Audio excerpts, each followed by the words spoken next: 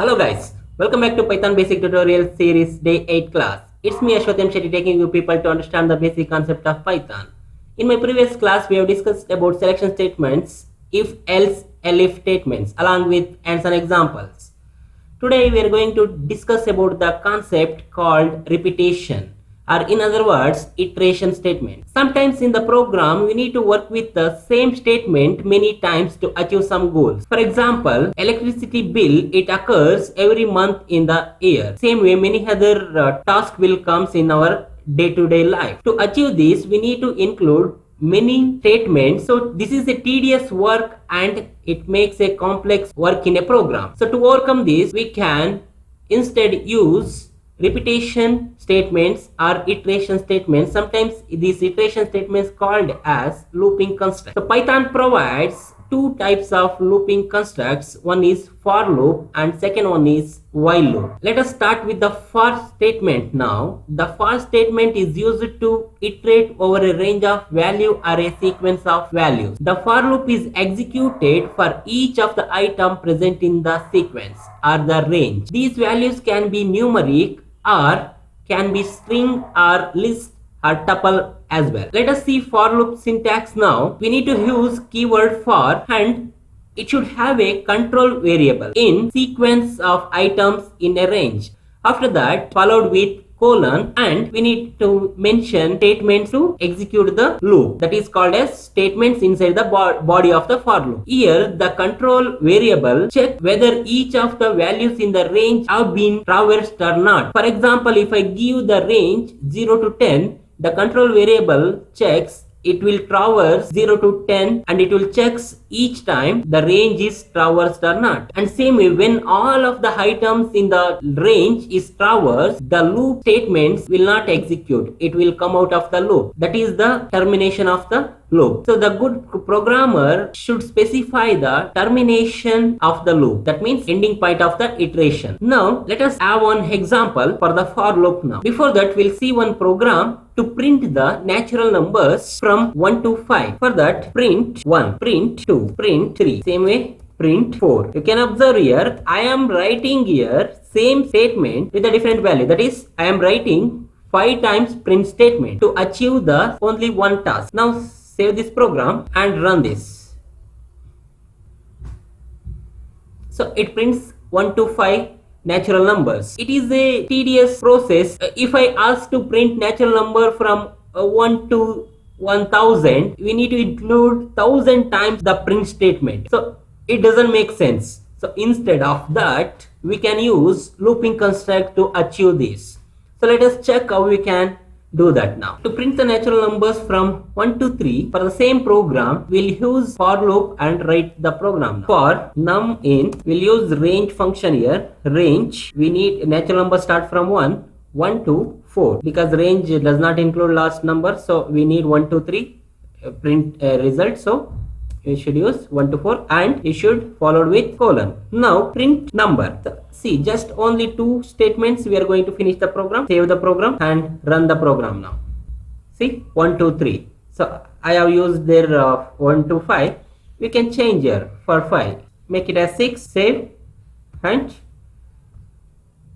run it. So we are getting from 1 to 5 natural numbers. Now we'll see another example for the for loop. How we can use the for loop is to get the our work easier. Okay. Now for letter in, I want to print the each letter in the string Python. For this, very simple, for letter in Python. This statement going to print letter. Now save this and run the program. See, it is going to print the letters present in the given string. Here given string is Python.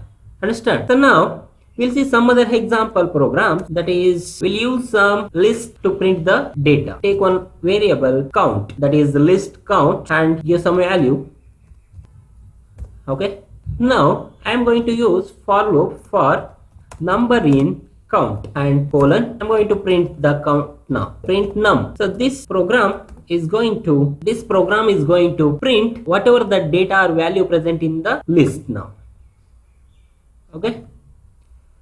See, whatever the value present in the list, it's got printed now. Now same way we'll see another program, that is we'll use numbers is equal to 1 to 10. Okay, 6, 7, 8, 9, 10. So in this program I am going to print even numbers present in this list. Okay, for that, for num in numbers, here I should use if condition, that is if number, that is num percentage 2 is equal to, if the number is divisible by 2, that means the modulus of 2 present in the numbers, then we are going to get the even values. Now print number is even. Okay, so save the program. I will save as even. Now run the program.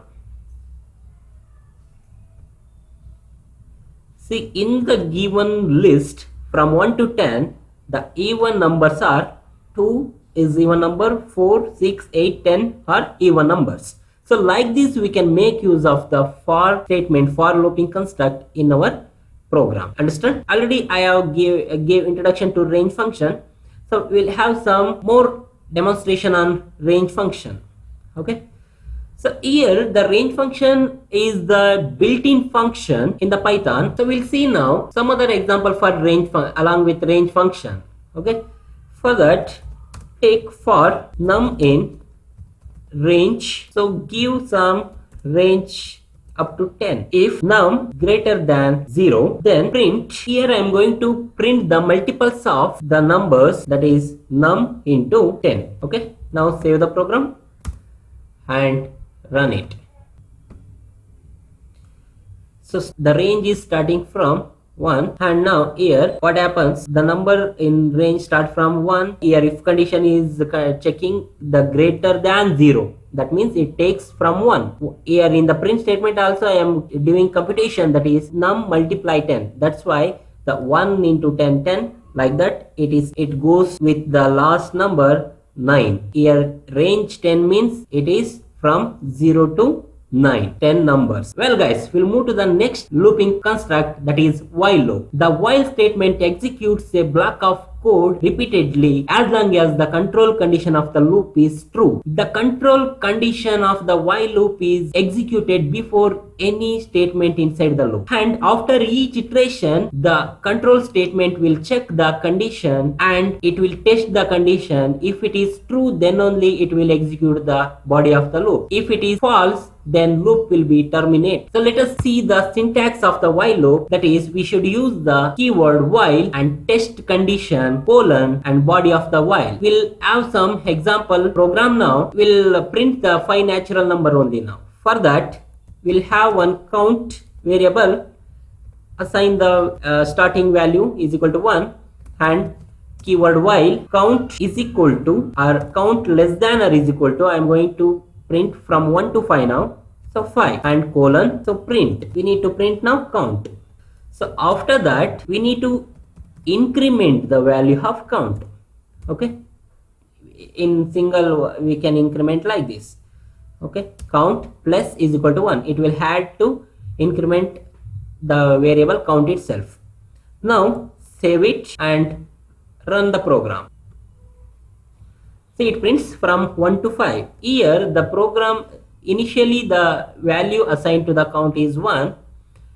Now, then I am checking the condition with the condition variable count less than or is equal to 5. The while loop will, in each iteration it will check this condition. If this condition is true, then only the body of the while loop is going to execute it. Okay, now the first condition from 1, it is true, then it will execute it, it will print the value and the count variable will be incremented, then it will become 2. Then as long as it will going to up to 5, it is going to true. Then what happens after 5, the count will be incremented, that means 5 plus 1, it will become 6. Then the while loop will check count less than or is equal to 5, it becomes false, then the while loop is going to terminate. Understood? So like this we can use the loop constructs while loop. Now we will have another example program to make use of while loop. Okay, let's take number is equal to int of input of enter number. In this program I am going to print factor of the numbers, find out the factor of the numbers. Okay, enter the number, find its factor. Okay, now print 1 comma. I am going to use here end for the blank space. Why I am going to print 1 here is 1 is the factor of every number. That's why I am going to print by default 1 as the factor of number. Okay. Now take one variable factor is equal to 2. For this I am going to apply while loop now. While factor less than or is equal to num divided by 2, because if the number divided by 2, then only it will get the factor. Okay, that's why this condition I am going to apply while factor less than or is equal to num by 2. Now what I am going to do, check if condition, if num percentage factor is equal to 0. So after division we need to have the remainder as 0, then only the fact will get the exact factor. Okay, now if num percentage factor is equal to 0, then I am going to print the factor now. Print factor. Okay, comma end is equal to space I will give. After that I'm using here while loop. That's why I need to increment the value of factor now. Factor plus is equal to, every time I'm going to increment 1. After that print, after increment also I should print num and end is equal to space. Okay, now save this. I will save it as factor and run the program. So here it is getting invalid syntax. Okay, because I missed here one parenthesis, that's why it's showing the error.